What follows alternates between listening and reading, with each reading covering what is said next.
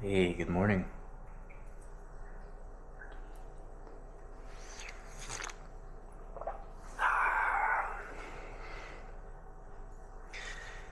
Yeah, this is probably like one of my most favorite things to do.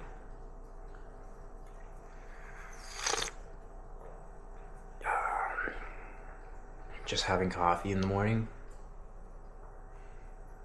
and just relaxing.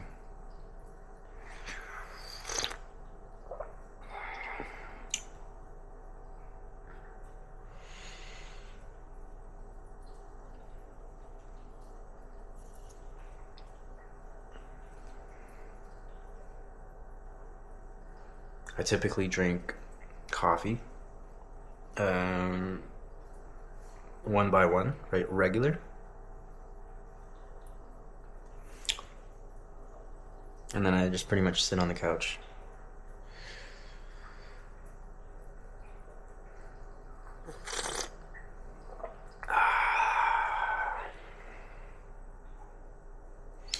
So today is a little bit colder than previous days. I don't know if you can see that, but it's about negative 24. It feels like negative 27 for today. And if we look at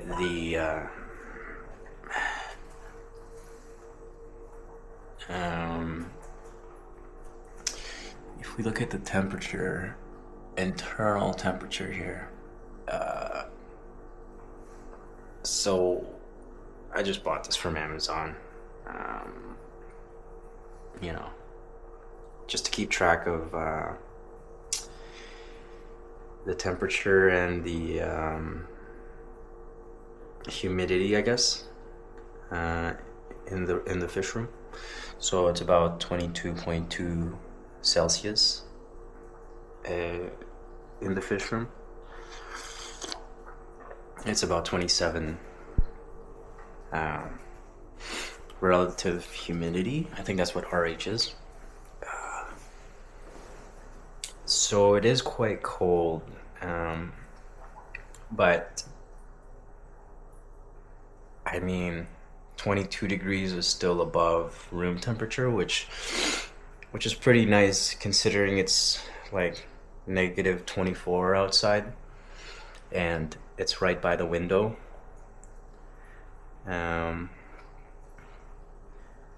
So maybe the insulation is really good in this place. The baseboard heater is kicking in. But yeah, I keep no heaters in the aquarium, even though I do have heaters as spare heaters. Uh, Not a whole lot of wattage on them, probably 10 watts, 15 watts, just enough to warm 2.5 gallon, like the ones up there, or at most the 5 gallon in the middle rack. But I do have a stronger heater down at the bottom here because this is 10 gallons full of water, and I'm trying to get the pair of bettas in there to breathe. And actually, these are the embellis, so I don't really see that much aggression from them compared to like the Splendens. So I don't really separate the male from the female.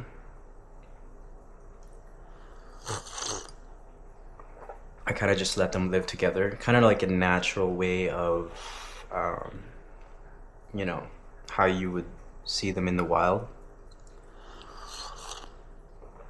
And Yeah, it's been a few days. Still no sign of them, breeding. So I'll just keep them there for uh, a little bit longer. Um, the temperature in that tote though is 26 degrees Celsius. So it's around the range of like a really, really warm day, which is good for breeding for them. Um, if you ever want to get them into breeding, you just work with the temperature of the water, from what I understand.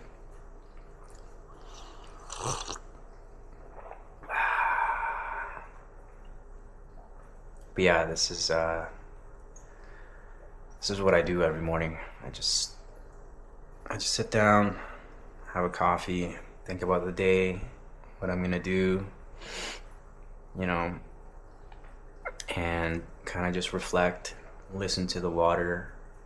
That's why I still have air bubblers up there. Uh, I am a big believer of no filter, no heater. So that is my style of uh, like setting up an aquarium. Same thing with the breeder style. You're gonna notice all of my tanks don't have substrate. It is bare bottom, and so you can call it breeder style aquariums, just for easy maintenance. And I don't really do much aquascaping. I'm not an aquascaper. That's not really my goal with the hobby. I do have plants though, but it serves a purpose, and basically everything I have in the fish tank serves a purpose.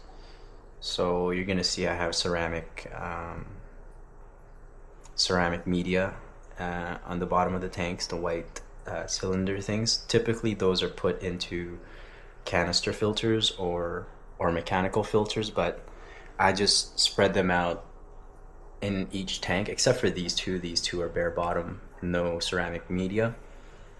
But that's because bacteria tends to thrive in surfaces like that. So they need a surface that they can hang on to. So having rocks, really good ones are lava rocks because it's porous. So if you have porous rocks, then that would be really great for bacteria. So I would say the middle rack and the top rack, they have ceramic media, but the bottom ones don't. But I do have sponge filters. So these are the only two that have sponge filters.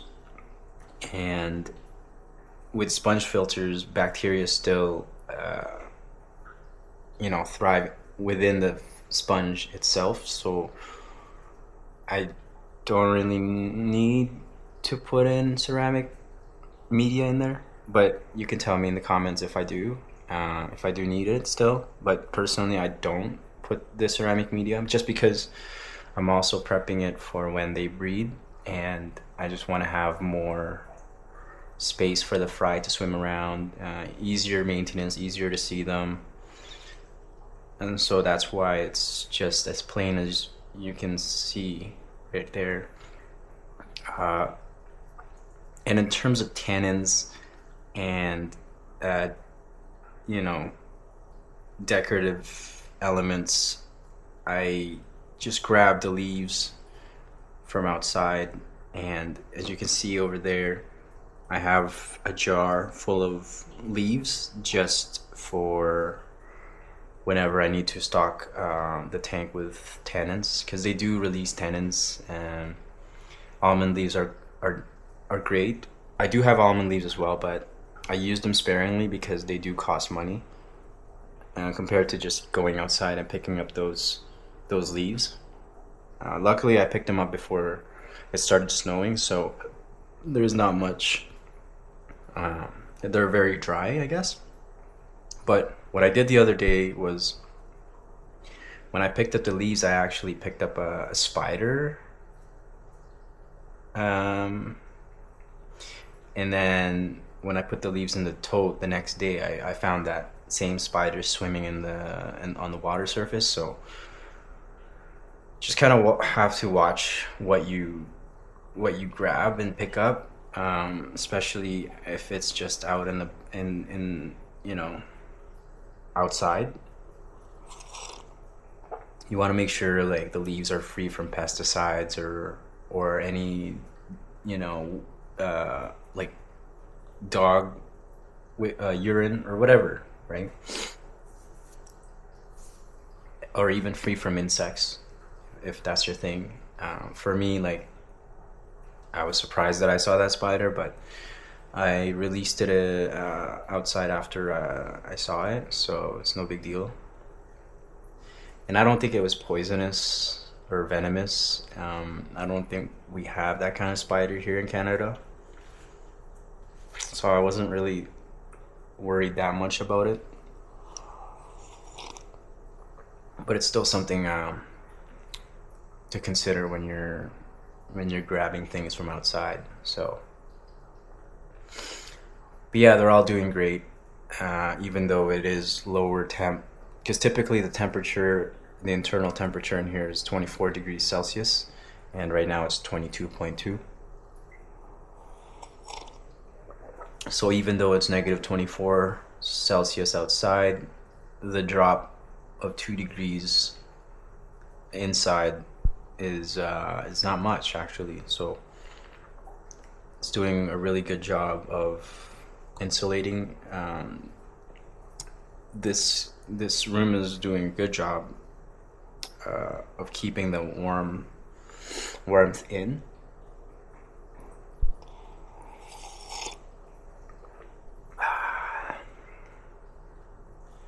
But yeah, I'm just trying to finish my coffee. Then we'll probably, head over to the rack and start feeding the fish, because that's a morning ritual.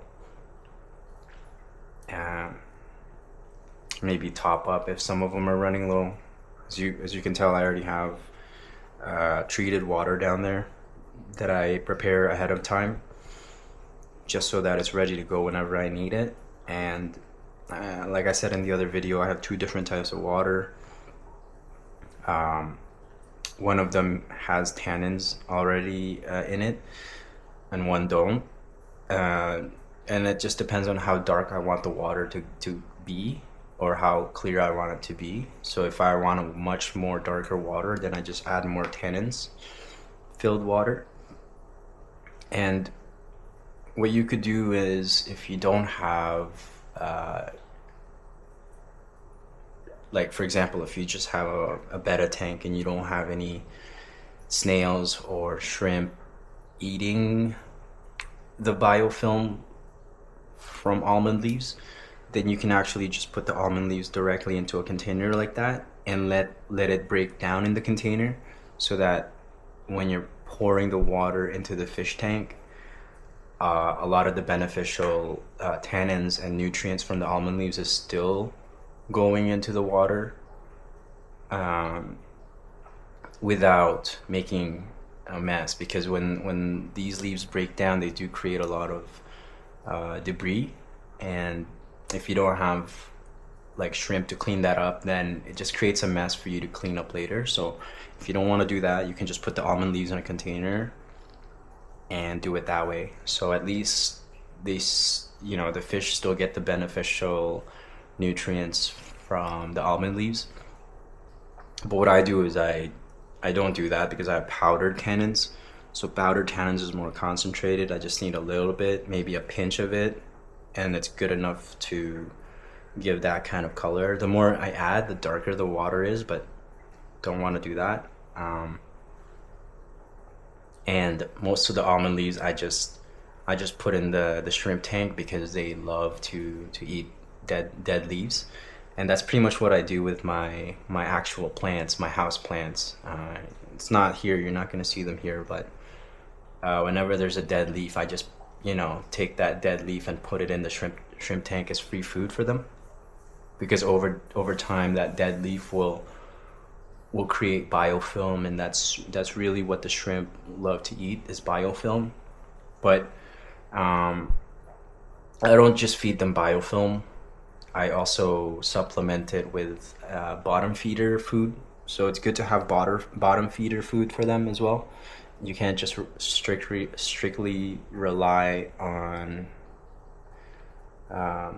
leaves or detritus, fish waste. They'll eat that, but it's good to supplement it with pellets still that's specifically formulated for them.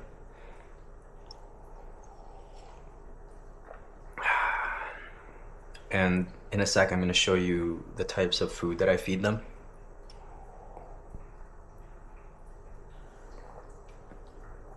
All right, so yeah, like I said, so this is actually just a regular jar that I have. It's actually filled with bug bites. So bug bites is great. I love bug bites because even though they're like pretty big in size, you can break them down. You can powderize it with your own fingers if you really wanted to, and that's really good because if you have fry, then it beats you having to grab, this one doesn't really have any betta in it. The betta is actually breeding down below, so that's why this is empty right now. And then that's day 3 basically of the vacation food. As you can see, it's breaking down more and more. A lot of the biofilm, and it's not really making the water cloudy, so I'm really happy about that. And as you can see, he's really happy about it. I think he's actually eating it. So that's day 3 of the vacation food, because I really wanted to try it out before I actually went on vacation. So that's that. And then I have the OG right here, so I'm gonna feed him some pellets. And they don't really have a big stomach, so you want to be careful not to overfeed them. And mind you, they can survive for like 3 days, or no, 7 days without food. So me feeding them every day is kind of just overkill. But yeah, I usually go for the bigger pellets for the adults, right? And bug bites is what I use for that. And again, I can break it down even further if I really wanted them to,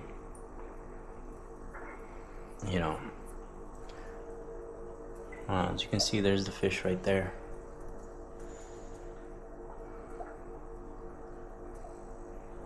Yeah. I don't know. I gotta figure out what's going on, why they're not breeding. Maybe you can tell me down in the comments. But I'm trying to. It's all about water quality, most of the time. Water temperature.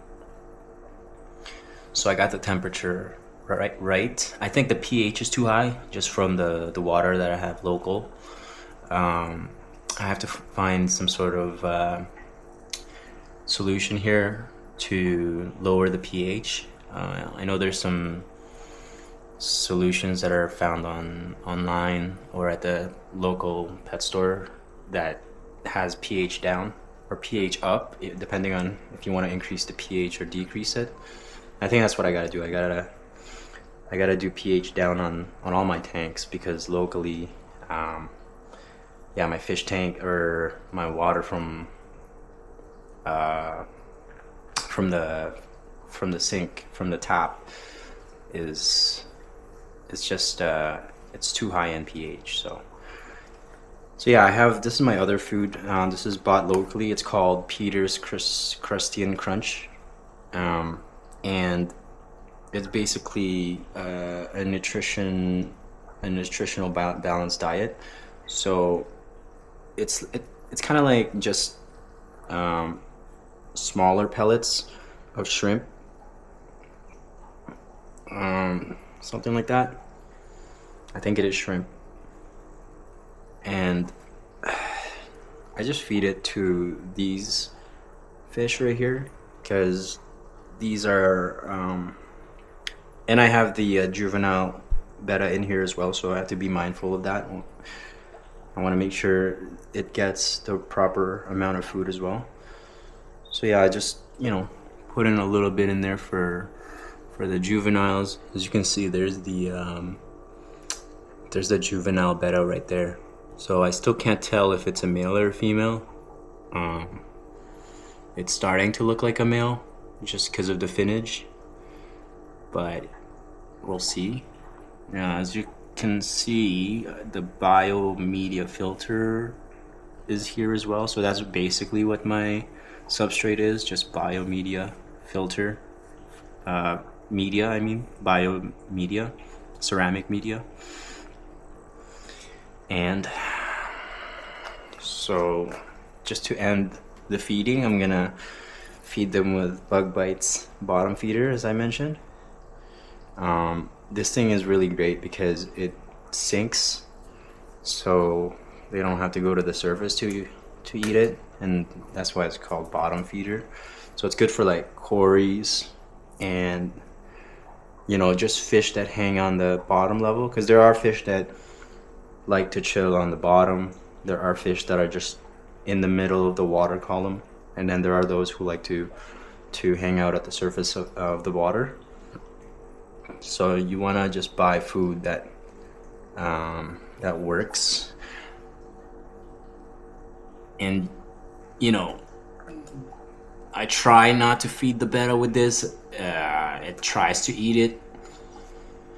I think because it is just bugs. So yeah, I'm trying not to feed her, but I have no choice. It's getting in the way.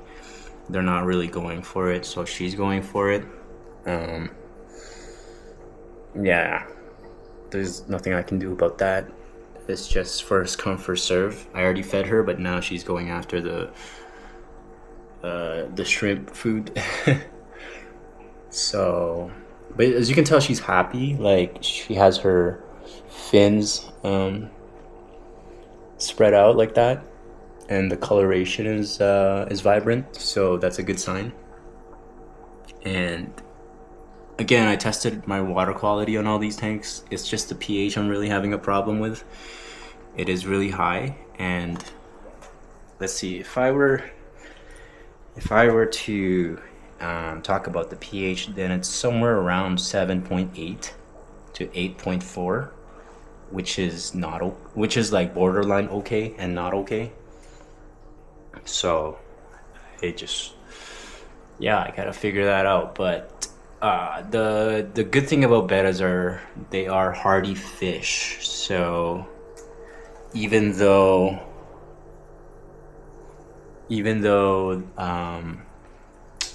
as you can, I don't know if you can see it, but the female betta is right there. The male betta I cannot find.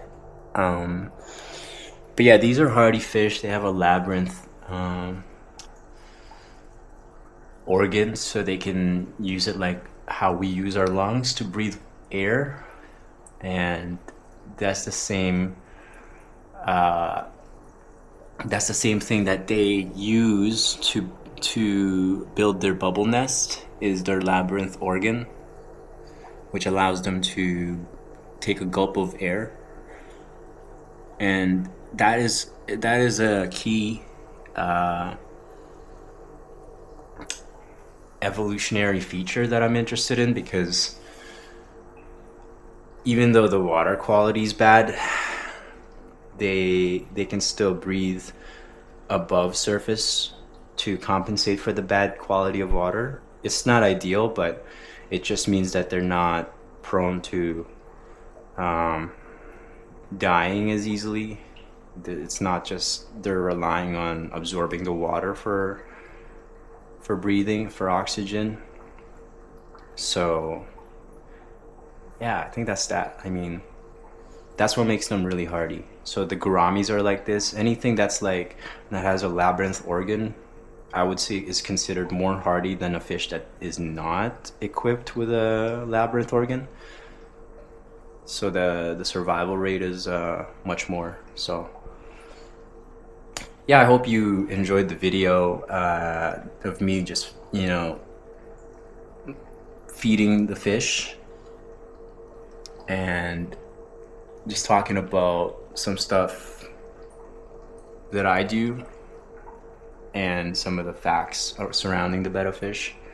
So yeah, I'll probably catch you in the next video.